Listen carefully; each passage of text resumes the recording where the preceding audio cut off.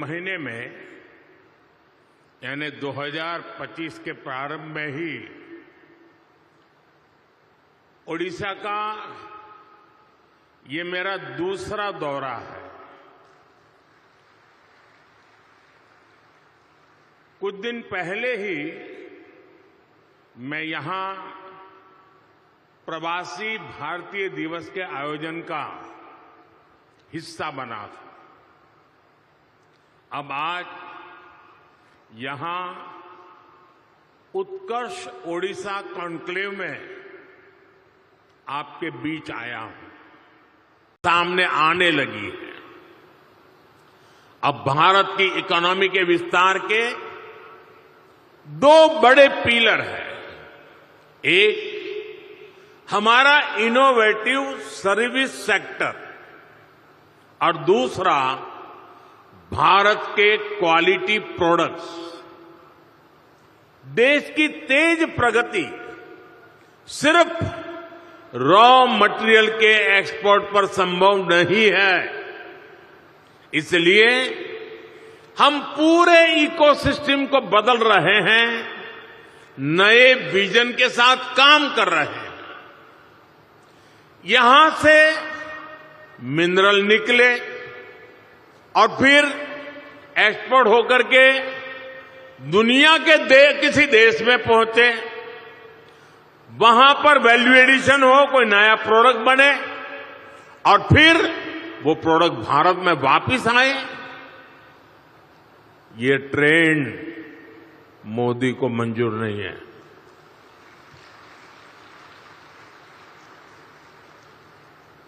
इस ट्रेंड को अब भारत बदल रहा है।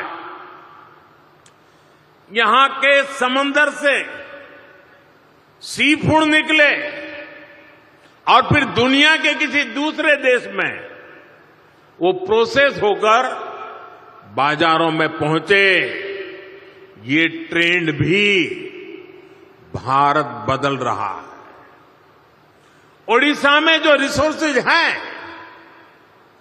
उससे जुड़ी इंडस्ट्रीज भी यहीं लगे। इस दिशा में हमारी सरकार काम कर रही है। आज का ये उत्कर्ष ओडिशा कॉन्क्लेव भी इसी विजन को साकार करने का एक माध्यम है। आज भी ओडिशा में हर वर्ष बाली यात्रा मनाई जाती है। अभी इंडोनेशिया के राष्ट्रपति जी आए थे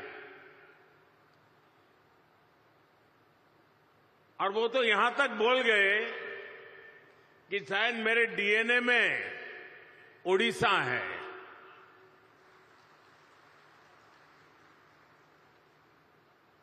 साथियों,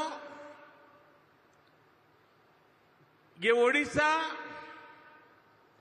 उस लेगेसी को सेलिब्रेट करती है जो ओडिशा को साउथ ईस्ट एशिया से जोड़ती है। अब 21वीं सदी में ओडिशा अपनी उस गौरवशाली विरासत को फिर से रिवाइव करने में जुट गया है।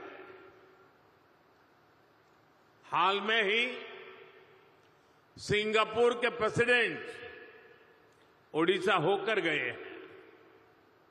सिंगापुर ओडिशा के साथ संबंधों को लेकर बहुत ही उत्साहित है। आसियान देशों ने भी ओडिशा के साथ ट्रेड और ट्रेडिशन के कनेक्ट को मजबूती देने में दिलचस्पी दिखाई है।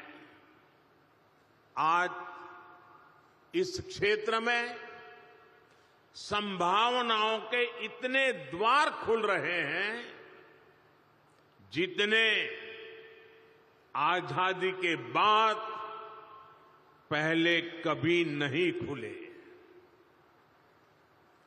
मैं यहां उपस्थित हर इन्वेस्टर्स का आह्वान करूंगा और हमारे मुख्यमंत्री जी ने जो बात कही मैं इसको दोहराना चाहूंगा।